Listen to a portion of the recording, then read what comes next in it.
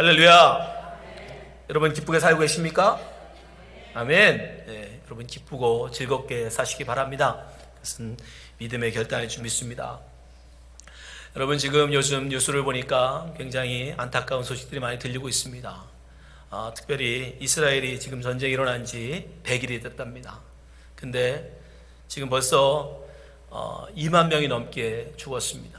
2만 명이라고 그러면 가자 지구에 있는 그 팔레스타인 인구 중에 1%에 해당하는 사람입니다. 그러니까 100명 중에 1명이 죽은 거예요.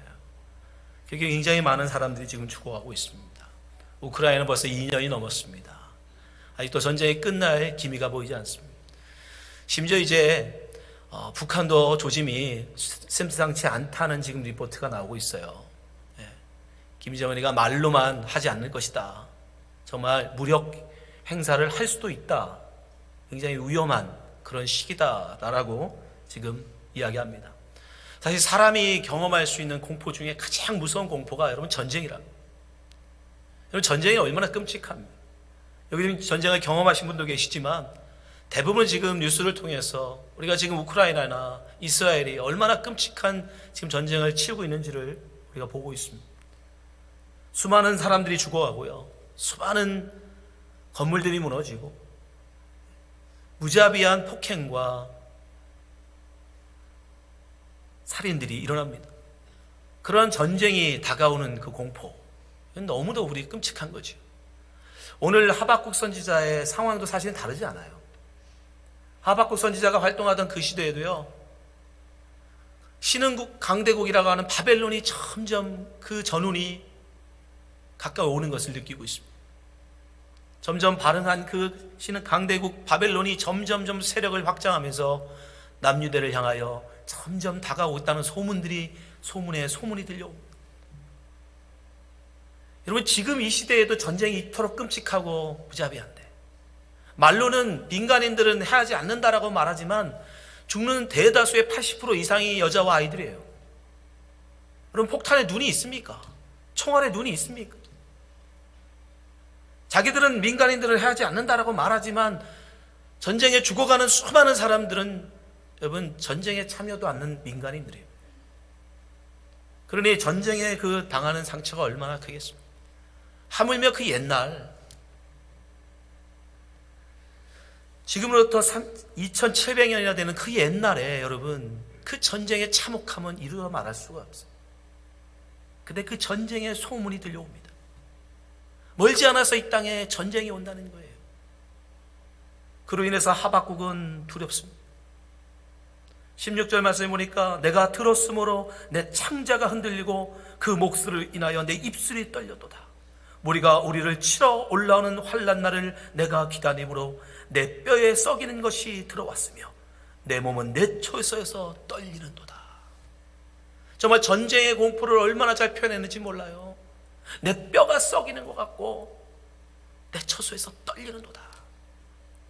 그 전쟁의 공포 그뿐입니까? 하박국은 지금 경제적인 어려움 동안 당하고 있어요. 먹을 것까지도 변변이 없는, 농사를 지을 가장 기본적인 가축조차 없는 그런 경제적인 궁핍함 속에 지금 하박국은 처해 있습니다. 17절에 보면 비록 무화과 나무가 무성치 못하며 포도나무에 열매가 없으며 감람나무에 소출이 없으며 밭에 식물이 없으며 우리의 양이 없으며 외양간에 소가 없을지라도 가장 기본적인 생계조차도 어려운 경제적인 상황, 어려움 속에 그는 처해져 있는 것입니다. 정치적으로는 전쟁이 다가오고 있고 경제적으로는 지금 궁핍함과 괴로움 속에 있는 하박국. 근데 그 어려운 상황 속에서도, 그 참담한 상황 속에서도 하박국이 뭐라고 얘기합니까? 18절 한번 보겠습니다. 나는 여호와를 인하여 즐거워하며 나의 구원의 하나님을 인하여 기뻐하리로다. 우리가 이 신앙이 있었으면 좋겠습니다. 이런 믿음이 있었으면 좋겠습니다. 비록 끔찍한 전쟁이 다가오고 있고 경제적으로 어렵고 환난과 고통이 당하고 있지만 그럼에도 불구하고 하나님으로 인하여 기뻐하고 하나님으로 인하여 즐거워할 줄 아는 그런 믿음의 사람. 하박국은 어떻게 이런 사람이 될 수 있었을까? 하박국은 어떻게 이런 상황 속에서 이런 노래를 할 수 있었을까? 이런 고백을 할 수 있었을까? 하박국서를 통해서 우리가 그 비결을 배우려고 합니다. 하박국서를 보니까 그는 세 가지 믿음이 있었어요. 첫 번째, 그는 하나님은 우리의 모든 것을 감찰하시는 분이다. 하나님은 우리의 모든 것을 감찰하시는 분이시다라고 하는 믿음. 사실 하박국은요, 하나님이 자기를 감찰하지 않은 줄 알았어요. 하나님이 자기를 버리신 줄 알았어요. 하나님이 이스라엘을 버린 줄 알았어요. 그러지 않고 어떻게 이스라엘이 이렇게 악하고 이렇게 음란하고 이렇게 죄가 많음에도 불구하고 하나님이 그들을 놔두시냐? 하나님이 어떻게 그들을 벌하지 않을 수 있는가? 하나님이 우리를 버렸다. 하박국은 그렇게 생각했어요. 근데 하나님께서 그렇게 탄식하는 하박국에게 이렇게 말씀하십니다. 하박국서 1장 5절에 보니까 여호와께서 가라사대 너희는 열국을 보고 또 보고 놀라고 또 놀랄지어다. 너희 생전에 내가 한 일을 행할 것이라. 혹이 너에게 고할지라도 너희가 믿지 아니하리라. 하박국이 하나님 앞에 탄식하며 기도한 때가 주전 605년입니다. 근데 하나님께서 지금 바벨론을 들어서 아수르를 점령하게 하시고 그 군대를 여세를 몰아서 지금 남유대까지 오시는 그때가 언제냐면 그 이전 벌써 7년 전인 기원전 612년에 이미 하나님은 바벨론을 일으키셨어요. 그리고 아수르를 정복하게 하셨어요. 하박국은 하나님이 이스라엘을 전혀 보지 않고 이스라엘의 죄를 그냥 눈 감고 계시고 외면하고 계신 줄 알았는데, 아니요, 하나님은 이미 벌써 7년 전에 바벨론을 세우셨고 바벨론으로 하여금 아수르를 무너뜨리고 그 여세로 지금 남유대까지, 남유대의 그 죄악을 심판하시기 위해서 하나님께서 일하고 계시더라는 거예요. 자기는 못 봤지만, 자기는 몰랐지만 하나님은 벌써 준비하시고 일하시고 계시더라는 겁니다. 우리의 상황도 마찬가지예요. 여러분이 신앙생활 하시다 보면 힘들 때가 있어요. 외로울 때가 있어요.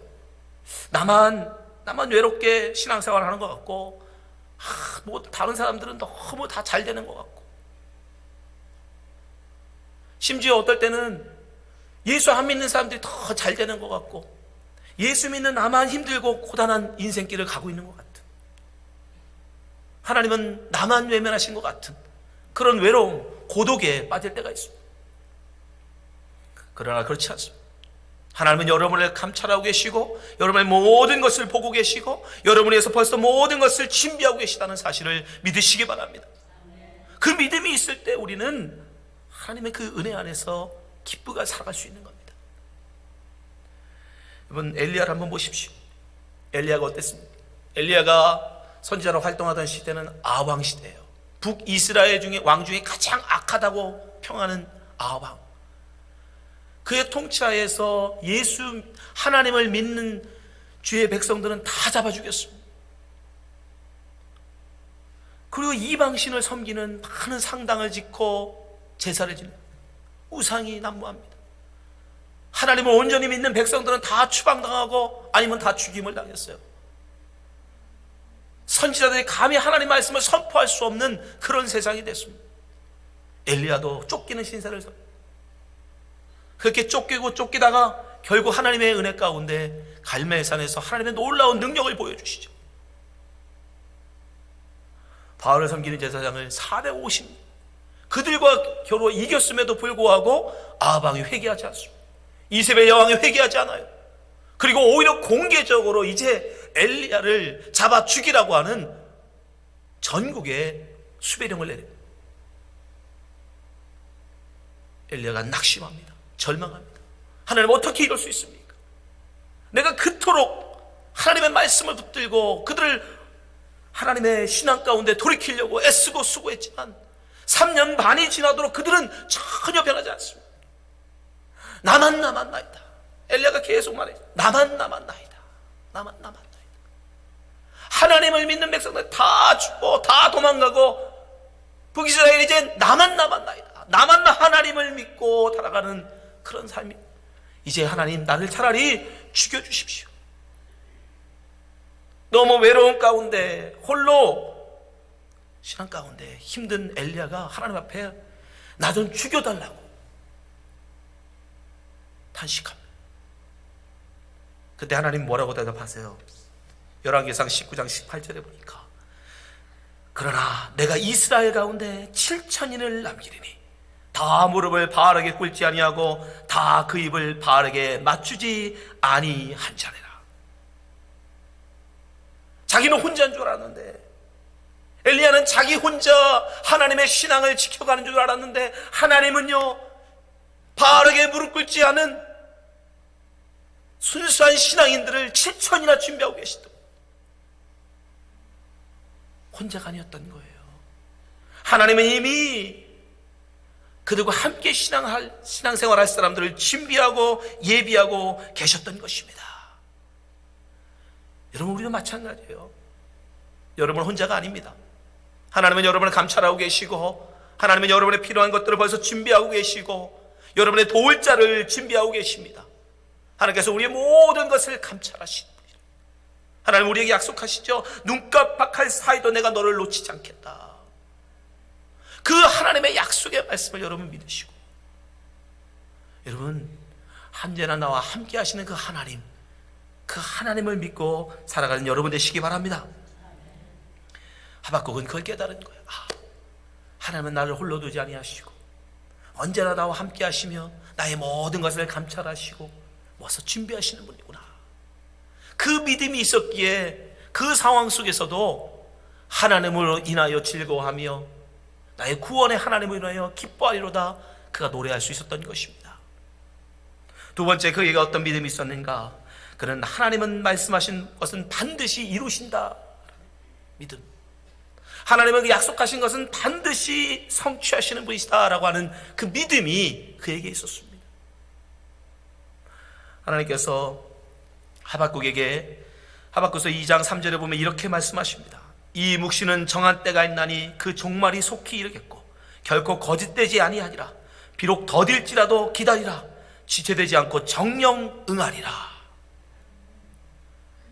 비록 우리가 기대하고 우리가 원하는 때가 아닐지라도 하나님이 말씀하신 거, 하나님이 약속하신 거는 반드시 이루신다는 거예요. 지체될 수 있어요. 더딜 수 있어요. 그러나 하나님은 결코 그 약속을 취소하지 않으십니다. 변경하지 않으세요. 반드시 이루신다는 거예요. 반드시 성취하신다는 거예요. 그래서 우리는 그 약속을 신뢰할 수 있는 거예요. 그때는 그렇게 말씀하시다가 나중에는 미안하다, 내가 그때 생각이 짧았다, 네가 이해해라. 여러분, 그렇게 말씀하시는 하나님이면 우리가 어떻게 그 약속을 믿을 수 있어요? 그 약속을 나중에 바꾸시면 그때 어떻게 합니까?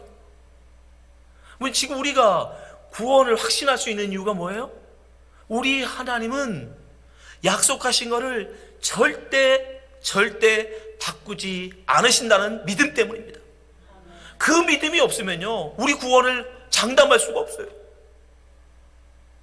아니, 천국 갔는데 이제 죽어서 주님 앞에 섰는데, 야 미안하다, 그때 내가 내가 너를 모르고, 내가 네 삶을 모르고 내가 그런 약속을 했다, 네가 이해해라, 그리고 미안하지만 지옥 가라.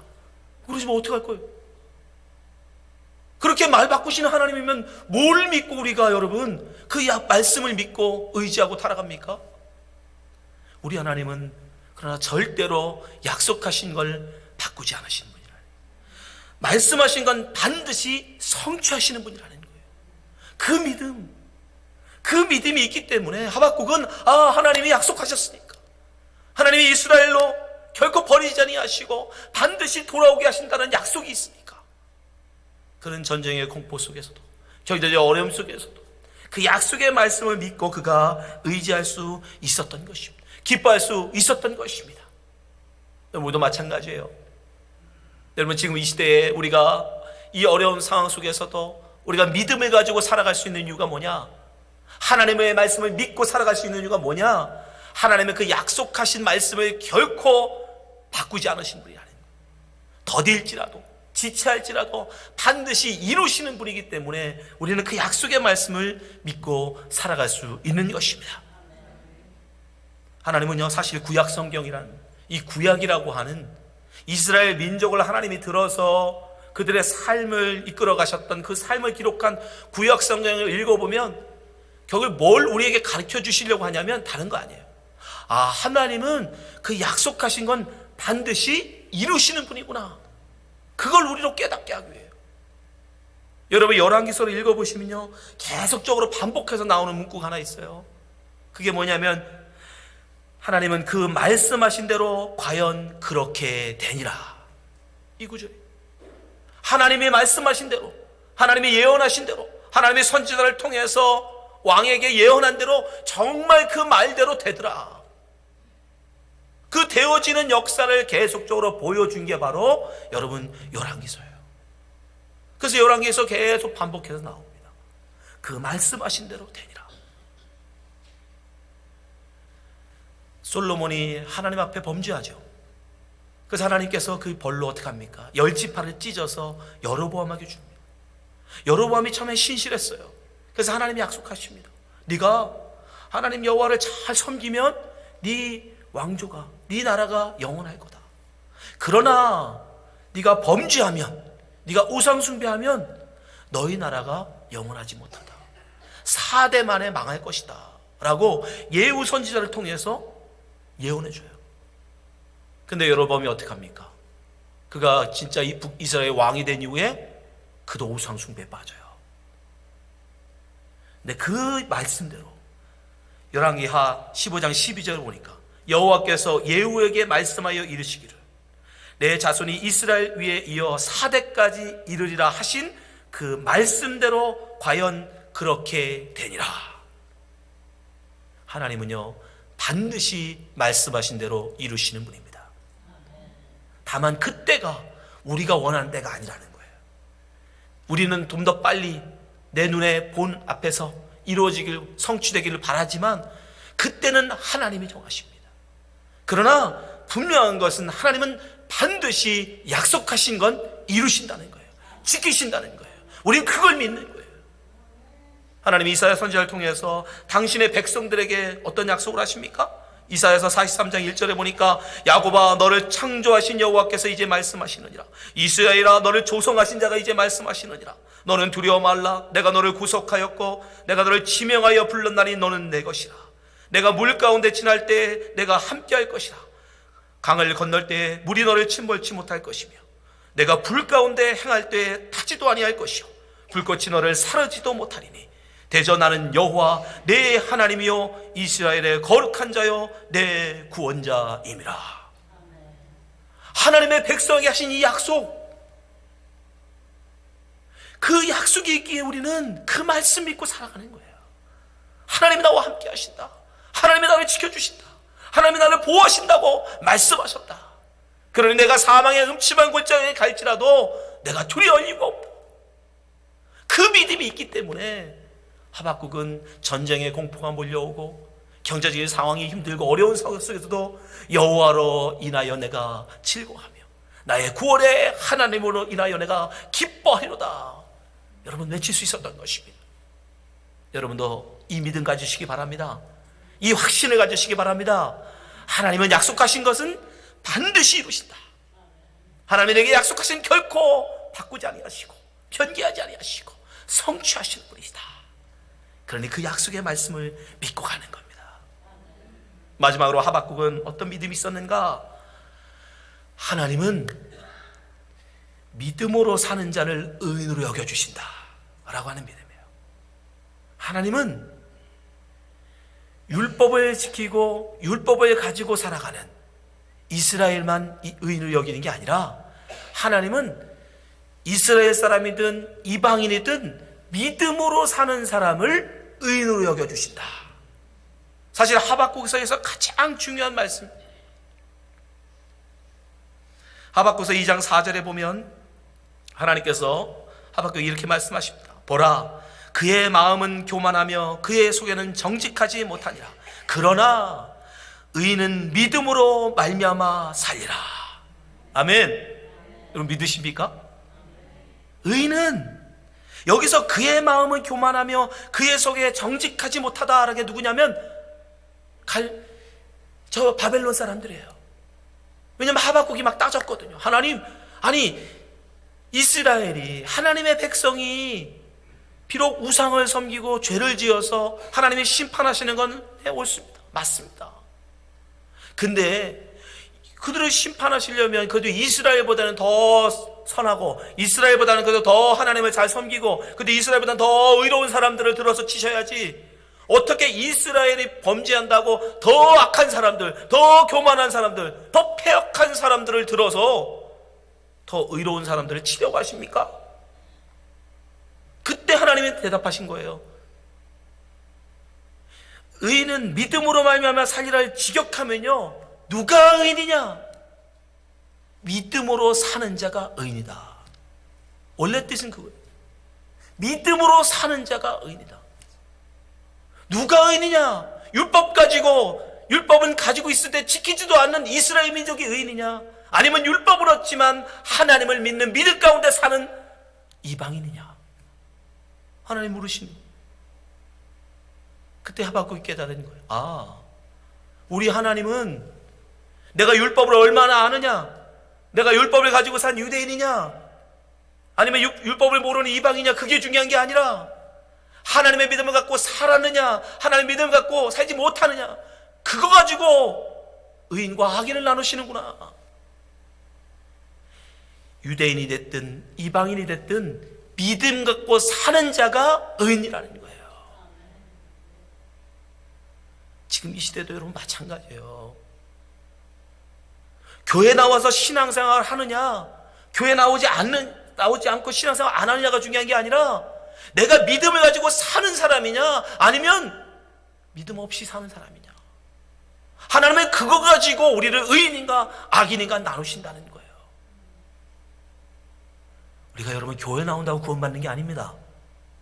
여러분 신앙생활 한다고 구원받는 게 아니에요. 여러분 믿어야 구원받습니다. 믿음으로 살아야 구원받습니다. 믿음으로 살아야 하나님 앞에 의인으로 인정받습니다. 아멘. 여러분 믿음의 삶을 살아가셔야 돼요. 내가 주일 예배 드렸으니까 나는 하나님의 백성이다? 아니요, 그런 말씀 아니에요. 하박도 그런 줄 알았어요. 이스라엘 민족이 당연히 하나님 앞에 의인인 줄 알았어요. 그들은 수백 년을 하나님의 율법을 가지고 살았거든요. 율법을 지켜본다고 열심히 살았거든요. 근데 율법 가지고 사는 이스라엘이 의인이 아니라 믿음 가지고 사는 자가 의인이라는 거예요. 여러분은 지금 믿음으로 살고 계십니까? 여러분 믿음으로 살 때 우리는 하나님 앞에 의인으로 사는 줄 믿습니다. 아주 재미있는 예화가 하나 있어서 가져와 봤습니다. 여러분이 정말 이런 믿음인지 한번 돌아보시기 바랍니다. 한 여행자가 그랜드 캐년에 갔어요. 근데 그 아래를 이렇게 자세히 보려다가 그만 낭떠러지 떨어진 거예요. 근데 간신히 나뭇가지를 붙잡았어요. 그래도 이 사람이 명색이 크리스찬이라서 살려주세요, 살려주세요 소리 지르는데 아무도 대답을 안 해요. 그래서 힘은 점점 떨어져가고 마지막 힘을 다해서 하나님 앞에 기도합니다. 하나님, 저 좀 구해주세요. 저 좀 살려주세요. 저럼 이 위기에서 꺼내주세요. 그때 하는 마음의 음성이 들려옵니다. 아들아, 네가 나를 믿느냐? 네, 나는 믿죠. 제가 하나님 얼마나 열심히 믿는데요. 매주마다 저 교회 나가고요, 저 수요 예배도 나가고요, 새벽 기도까지 합니다. 제가 하나님 앞에 헌금도 얼마나 많이 했는데요. 근데 하나님 말씀하세요. 아니 그거 말고 너 진짜 날 믿느냐? 그러면 그 손 놔봐라. 그 가지 붙은 손 놔라. 근데 이 여행자가 한참을 고민하다가 이렇게 외쳤습니다. 그 위에 누구 다른 사람 없습니까? 손 놓으라고 말하는 하나님 말고 그 위에 누가 좀 다른 사람이 나를 좀 꺼내달라는 거예요. 여러분, 우리의 구원은 신앙이 되는 게 아니에요. 신앙생활로 되는 게 아니라 믿음으로 되는 거예요. 말로는 우리가 삶으로는 열심히 교회 다니고 신앙생활 할 수 있어요. 그러나 정말 우리의 삶 가운데서 하나님을 믿고 사느냐 말입니다. 내가 원하는 방식, 누군가 와서 밧줄을 던져주고 그 밧줄을 올라가고 싶은 그런 믿음 말고 하나님의 말씀하시는 믿음, 하나님을 의지하는 믿음, 놓으라 하면 놓을 수 있는, 죽으라 하면 죽을 수 있는 그 믿음. 여러분, 우리 생사화복이 하나님 손에 있다면서요. 믿으신다면서요. 내 삶과 죽음이 여기서 죽으라 하시면 아멘. 나보고 여기서 죽으라 하시면 아멘 할 수 있는 믿음. 우리의 구원은 믿음으로 되는 것입니다. 여러분의 삶 가운데 이 믿음이 있어야 돼요. 여러분 핸들대 잡을 때 어떻게 운전하세요? 경험 가지고 하세요? 내가 이제까지 운전한 경력이 얼만데, 내가 이제까지 이 길을 다녀게 몇 년인데 난 한쪽 눈 감고도 운전한다. 여러분, 오히려 그럴수록 하나님을 의지하세요. 하나님, 나와 동행하여 주시옵소서. 나의 핸들 잡은 손을 붙들어 주시고 하나님 인도하여 주시옵소서. 그런 믿음, 언제나 어떤 상황 속에서도 하나님을 바라보고 사는 그 믿음, 그 사람을 하나님은 의인으로 여겨주신다는 거예요. 하박국이 그걸 깨달았어요. 나는 내가 유대인이라서 하나님이 나를 이쁘게 하실 줄 알았는데, 나는 율법을 지키고 살았으니까 하나님이 나를 의롭다 하실 줄 알았는데, 우리 하나님은 그런 하나님이 아니라 믿음으로 사는 사람을 의롭다 여겨주시는구나. 그래서 하박국이 지금 고백하는 거예요. 전쟁의 공포가 내게 다가오고 경제적인 상황이 어렵고 힘들어도 나는 여호와로 인하여 즐거워하며 나의 구원의 하나님으로 인하여 기뻐하리로다. 미래형이에요. 기뻐하리로다. 의지를 가지고 하겠다는 거예요. 정말 기쁨이 막 생겨난 게 아니에요. 비록 상황은 힘들고 어렵지만 나는 기뻐할 거야. 왜? 하나님이 나와 함께 하시니까, 하나님의 믿음으로 사는 사람을 의인으로 여겨주시니까 나 그 믿음으로 살아볼란다. 그래서 고백한, 하나님, 내가 하나님으로 인하여 기뻐하겠습니까? 내가 하나님으로 즐거워하겠습니다. 이런 어려운 상황 속에서도 하나님으로 즐거워하고 기뻐하겠습니다. 사랑하는 성도 여러분, 2024년 새해가 시작됐습니다. 이 새해가, 여러분 새해가 되려면 정말 이 새해가 하나님 보시기에 뉴이어가 되길 원하신다면 우리의 생각을 바꾸셔야 됩니다. 우리의 삶을 바꾸셔야 됩니다. 이전까지 우리의 삶이 아니라 새로운 인생, 새로운 가치관, 새로운 믿음, 새로운 신앙으로 우리가 나가야 됩니다.